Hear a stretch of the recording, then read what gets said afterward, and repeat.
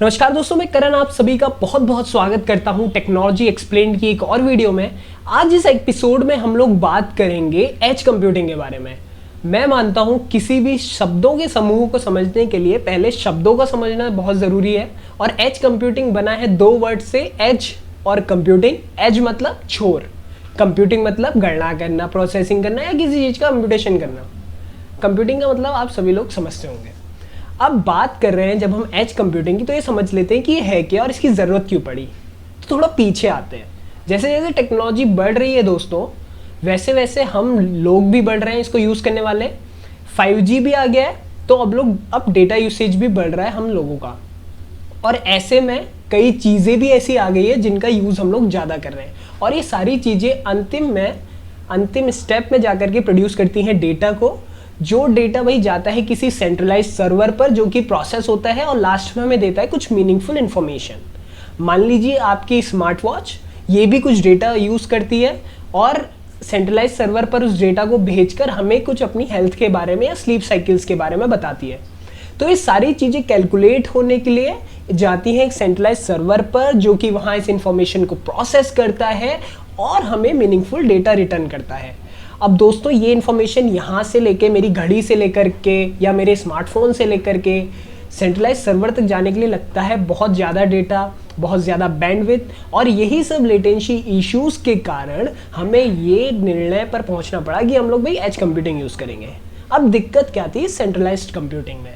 दिक्कत ये थी कि एक कंपनी है गूगल।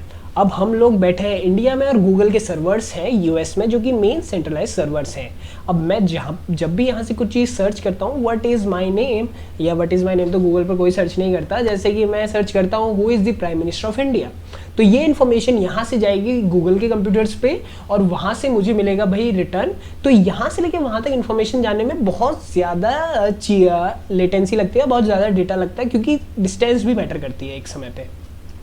तो ऐसे में गूगल ने क्या किया, यूज़र्स के लोकेशंस के हिसाब से उनके सर्वर्स को अलग कर दिया। यानी कि सेंट्रलाइज सर्वर तो एक यूएस में रखा हुआ है, लेकिन यहाँ मुंबई में भी एक सर्वर लगा दिया, दिल्ली में भी एक सर्वर लगा दिया। तो मैं यहाँ अगर नोएडा में बैठा हूँ, तो जो मेरी रिक्वेस्ट जाएगी वो यूएस पे नहीं जाएगी, वो जाएगी नोएडा की किसी सर्वर पे। तो ये मेरे पास कंप्यूटेशन आ गई, मेरे पास कंप्यूटेशन पावर आ गई। यानी कि गूगल ने क्या किया, अपने कुछ स्टोरेज रिसोर्सेज को और अपने कुछ प्रोसेसिंग रिसोर्सेज को शिफ्ट कर दिया अलग अलग लोकेशंस पर। इसी को कहा जाता है एज कंप्यूटिंग। दोस्तों, एज कंप्यूटिंग का मेन मकसद यही है कि आपके डेटा फ्लो, आपकी लेटेंसी इश्यूज़ को कम करने के लिए वो सेंट्रलाइज सिस्टम को कन्वर्ट कर दे छोटे एज सिस्टम्स पर। अब जब भी मेरी घड़ी मेरी कोई चीज़ कैलकुलेट करेगी, तो वो डायरेक्ट गूगल सर्वर्स पर नहीं भेजेगी या फिर इसकी कोई भी कंपनी के सेंट्रलाइज सर्वर होंगे वहाँ पर नहीं भेजेगी, बल्कि मेरे नज़दीक किसी लोकल सर्वर्स पर भेजेगी। और वो आंतरिक तौर पर कहीं भी शायद सेंट्रलाइज सर्वर पर इस चीज़ को भेज सकते हैं। दोस्तों, ये थी एज कंप्यूटिंग, लेकिन यहाँ पर चैलेंजेस नहीं रुकेंगे।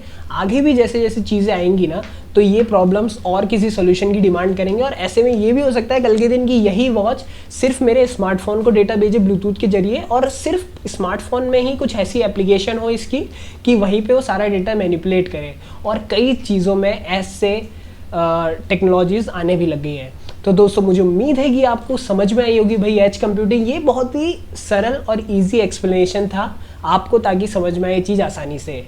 उम्मीद करता हूँ कि आपको वीडियो पसंद आई होगी। अगर पसंद आई है तो लाइक कीजिए, शेयर कीजिए अपने दोस्तों के साथ, और चैनल को भी सब्सक्राइब कर लीजिए, क्योंकि व्यूज़ भी आते हैं और मज़ा भी।